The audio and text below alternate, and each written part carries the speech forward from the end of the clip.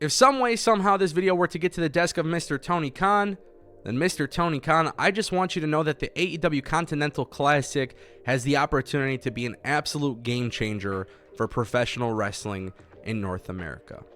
The Continental Classic was revealed, 2 different groups, blue and gold, multiple matches happening through multiple cities, obviously with a new champion being crowned at AEW World's End. And the beauty of this tournament, first and foremost, is the presentation of this tournament. Tony Schiavone, Tony Khan, and even Eddie Kingston being available for this announcement reveal, it was nice. It was a welcome change. It felt real, raw, and authentic. And in addition to that, it seems like this tournament is going back to that AEW style of where they appear to be more like a sport than scripted entertainment. And to be fair, I know the rankings and the records and everything kind of started to mean less and less as time went on. But when it was booked right, that shit was awesome. And I want that to return. Now, the Continental Classic has 12 fighters. And I love the fact that they're being referred to as fighters because realistically, it just feels real. Something about it seems real and authentic. It almost kind of gives me like that mixed martial arts, Muay Thai, boxing approach. They're fighters. Eddie Kingston said it best himself. I'm not a professional wrestler, I'm a fighter. And when he says it, it's convincing and it feels believable.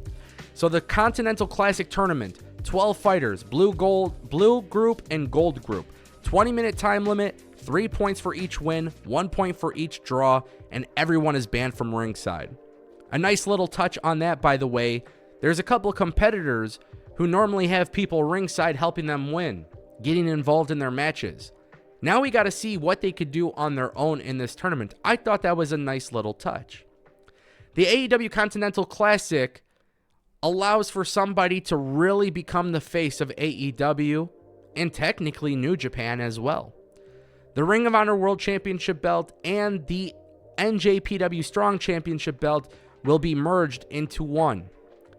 The AEW Continental Championship will have a finals match taking place at World's End in Nassau Coliseum? Yeah. World's End.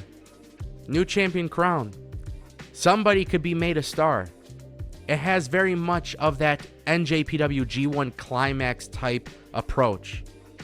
The Robin style tournaments are always cool. NXT just did one. It was cool. Then you see AEW taking that approach for the Continental Classic, and I just think it makes sense. You have guys like Bryan Danielson and Rush. You have guys like Brody King and Andrade.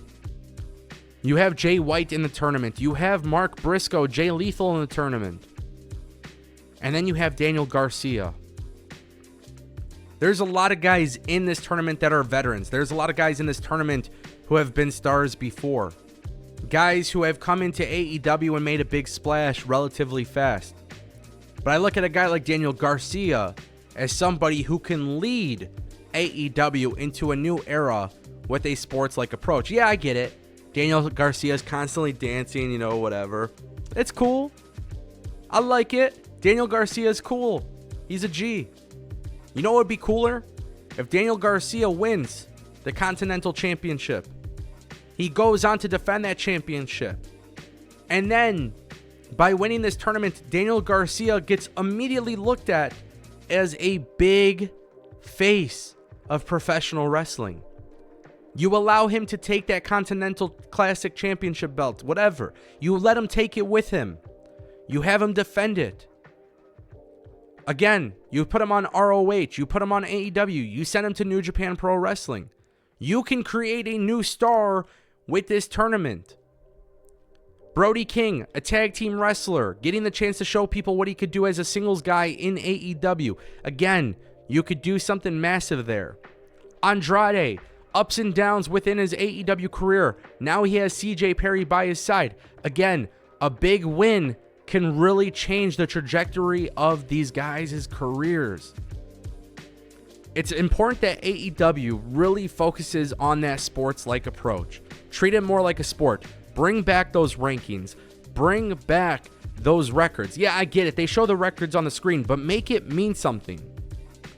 There's people with great records on AEW television, but for some reason, people with even worse records are being rewarded with championship matches based on the story, and it doesn't make sense. AEW got away from their initial vision. It's time to use this tournament as a way to bring it back. The Continental Classic has an opportunity to do something for AEW that would make them look and feel different from WWE. I seen some people complain on the internet that maybe some notable names weren't in there. Will Ospreay, Kenny Omega. Yeah, that's a little bit of a bummer. It is. But if I'm Tony Khan and I'm booking this tournament and I really want this new championship belt to mean something, you got to have a mix of guys who can take losses and guys who can win. You got to have surprises. You got to utilize the draws. You can do a lot of great with this Robin-style tournament without making other people look bad. You bring in a guy like Claudio Castagnoli and Eddie Kingston, both guys who have held that ROH World Championship belt. What does the ROH Championship belt mean in 2023? Whether you like or hate ROH, that doesn't really matter here. What really matters is what AEW does once that belt is merged with the Continental Championship. So I think for AEW, this is a good opportunity to explore those avenues. This is a good opportunity to look at guys that you have and say, you know what? We could put you on TV in matches that make sense. Because if there's one thing you will never hear me complain about with Tony Khan and AEW, Tony Khan is a hell of a matchmaker. He is. I don't think he's a great booker. He's had some really, really good storylines, and there's some storylines or some business decisions, like booking decisions, that just didn't make sense to me. But when you put together these matches, people will be interested. There's a reason why people buy AEW pay-per-views. Watch my videos since 2020, since 2019. You will never regret spending $50 on an AEW pay-per-view, because at the end of the day, they're always delivering you really, really good matches. They deliver really, really good matches. I don't think they deliver the best stories, and that's not a bad thing. People look at it as a bad thing because they're trying to find something bad, but it's not a bad thing. You just have to know what you do good with and keep doing it. So if I was Tony Khan, I use this Continental Classic tournament as a way to do two things. Get back to your initial vision and get back to creating new stars, and use this tournament to do so. Give me 60 minutes, Daniel Bryan, Bryan Danielson, and Daniel Garcia. Make it happen. Let them go 60 minutes. Let us see some upsets. Look at March Madness in college basketball. You see these tournaments. Number 1 seed, number 16 seed, somebody gets screwed, somebody loses, a buzzer beater, Hail Mary throw, Hail Mary shot from court to court. They make it in, they win. Book the Cinderella story here. I think there's just so much opportunity. I absolutely love the idea of the Continental Classic. This could be the type of thing that gets me really bought back into AEW, and it could be a game changer for them. And at the end of the day, Tony Khan is a good matchmaker. I don't think Tony Khan is a great booker. I think he's made some questionable booking decisions. And at the end of the day, if you're really good at matchmaking and you have the best wrestlers on the planet, then put them in great matches. Bring back those rankings, make those records mean something again, and ultimately at the end of the day, if that is your focus, you will truly be an alternative to WWE. Set the correct expectation with your audience that this is the type of shows that you're producing, and people will be bought in.